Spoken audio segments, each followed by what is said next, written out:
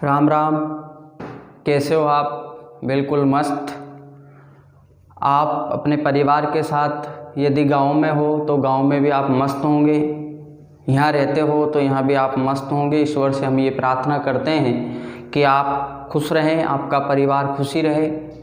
ठीक है, तो बहुत दिन में आपको क्लास आज देखने को मिलेगी और जो पार्ट हमने फर्स्ट पढ़ा था एंजाइम फर्स्ट, उसके बाद आज हम एंजाइम सेकंड उसका सेकंड भाग पढ़ेंगे। तो जैसे कि आप लोग सब परिचित हैं, मोबाइल सबके घरों में है, न्यूज़पेपर सबके पास आते हैं, टेलीविज़नों में सूचना आपको मिल जाती है। एक दो रोज़ पहले एक मैसेज वायरल हो रहा था, वो उसमें अफवाह थी कि आपके एग्ज़ाम फिक्स हो चुकी है, 18 जून से या 26 जून से 10th और 12th की एग्ज़ाम होगी, तो आप उन पर ध्यान ना दें। आज केंद्रीय स्तर पर सभी राज्यों के उच्च शिक्षा मंत्रियों की बैठक है, जिसमें आपकी जो एग्ज़ाम है, विशेष तौर से 12th के एग्ज़ाम का क्या होगा, क्योंकि जो 12th साइंस वाले बच्चे हैं उनके जो प्राप्तांक होते हैं वो नीट और IIT जो बड़ी स्तर के एग्ज़ामें हैं उनमें बहुत काम आते हैं। तो आज मीटिंग है, उस मीटिंग के बाद हर स्टेट के जो शिक्षा मंत्री होंगे वो इसका फैसला लेंगे कि आगे क्या प्रोसेस होगा, क्या करना है। ठीक है, तो मैं तो ईश्वर से यही प्रार्थना करूंगा कि 12th के एग्ज़ाम के साथ साथ 10th के बच्चों की भी एग्ज़ाम लगे। ठीक है, तो आज की जो क्लास है उसमें हम जो बिंदु पढ़ने वाले हैं वो एंजाइम फर्स्ट, हमने एंजाइम का एक टॉपिक पढ़ लिया था। ठीक है, आज सेकंड पार्ट के बारे में बात करेंगे। 6 या 7 दिन का गैप क्यों रहा वो भी हम आपको बता देते हैं। घर के पास में किसी के मकान का निर्माण का कार्य चल रहा है, तो वहाँ हम इस डिस्टर्ब की वजह से आपकी क्लास नहीं दे पाए।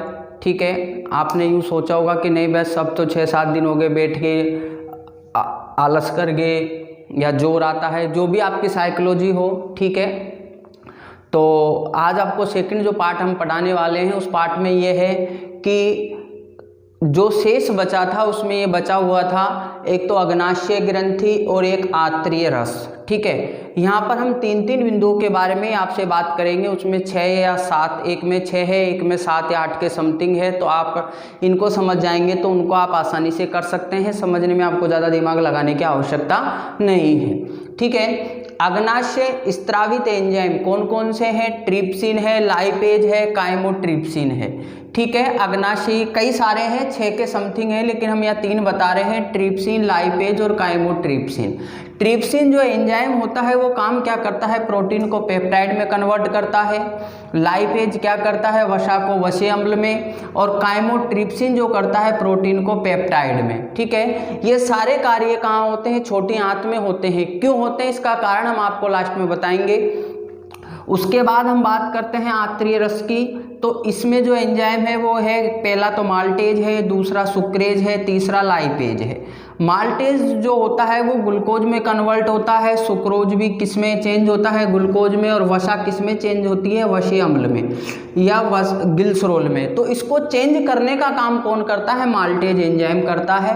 ठीक है, ये सारे कार्य कहाँ होते हैं? छोटी आंत में। तो आपने पाचन की क्रिया बिल्कुल सही तरीके से पढ़ी है कि भोजन का जो सर्वाधिक पाचन होता है वो छोटी आंत में होता है। ठीक है, तो वहाँ पर कौन सा एंजाइम कौन सा कार्य करता है ताकि हमको किस तरीके से शरीर में ऊर्जा की प्राप्ति हो, ये सारी चीजें अधिकतर जो होती है वो छोटी आंत में ही होती है। ठीक है, तो आज की क्लास में एंजाइम वाला जो पार्ट है वो कंप्लीट हो चुका है। ठीक है, आपने समझ भी लिया होगा और आपके पास कई सारे स्रोत हैं जिनके माध्यम से आपने इसको समझा होगा, बुक से समझा होगा। ठीक है, और क्लासों के माध्यम से समझा होगा। तो आज की क्लास में इस टॉपिक को पढ़ने के बाद मात्र हम आपसे 1.5 मिनट का समय और लेंगे। ठीक है, तो एक छोटी सी कहानी हम आपको सुनाना चाहते हैं। इन कहानियों से क्या होता है? इन कहानियों से हमें प्रेरणा मिलती है, क्योंकि अभी आप घर पे हो और घर पर आप क्या कर सकते हो पढ़ाई के अलावा, वो मेन चीज़ हम आपको बताना चाहते हैं।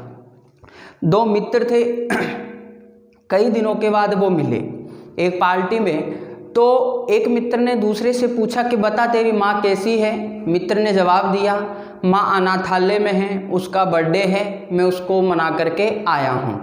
इतना जवाब सुनने के बाद उस मित्र ने उससे पूछा, जिसने पूछा था उससे, कि बता तेरी माँ कैसी है?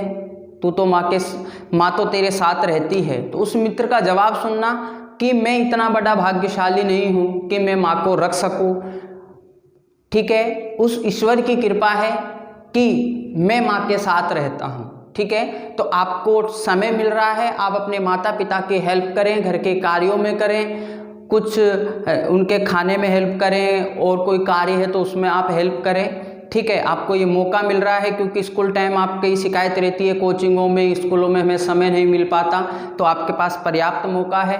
दूसरी बात, जो सेकंड रोग चला है ब्लैक फंगस, उसकी जानकारी आपको होगी, लेकिन एक दो बिंदु है जिन पर आपको विचार करना है। एक तो जिस जगह पर काई जमी हो, काई जम जाती है जहाँ पर पानी भरा हुआ होता है हरा हरा, ठीक है, तो काई जमी हुई हो उस जगह पर आप उस जगह को न छुएं। घर से बाहर यदि आप निकलते हैं तो आप चश्मे का यूज करें, मास्क को अच्छी तरीके से पहने, धूल से दूर रहें, ठीक है। तो ये छोटे बिंदु है क्योंकि उसका जो डायरेक्ट अटैक होता है वो फेफड़ों पे होता है, फिर हमारी आंखों पर पहुंचती है, और आंखों में शुरू में जलन होती है, ब्लैक पड़ जाती है, ठीक है, और उससे व्यक्ति की आंखों की रोशनी चली जाती है। आज की कंडीशन में राजस्थान में जो ब्लैक फंगस के रोगी थे वो करीबन 700 या 1000 के समथिंग है, ठीक है। महामारी राजस्थान में इसको घोषित किया गया है, कई राज्य ऐसे हैं जहां भी इसको महामारी घोषित किया है, ठीक है। तो समय है, निकल जाएगा।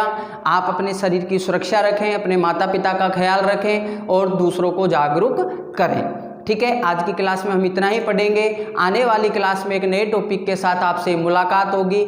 आप हमेशा मुस्कुराते रहें। Thank you.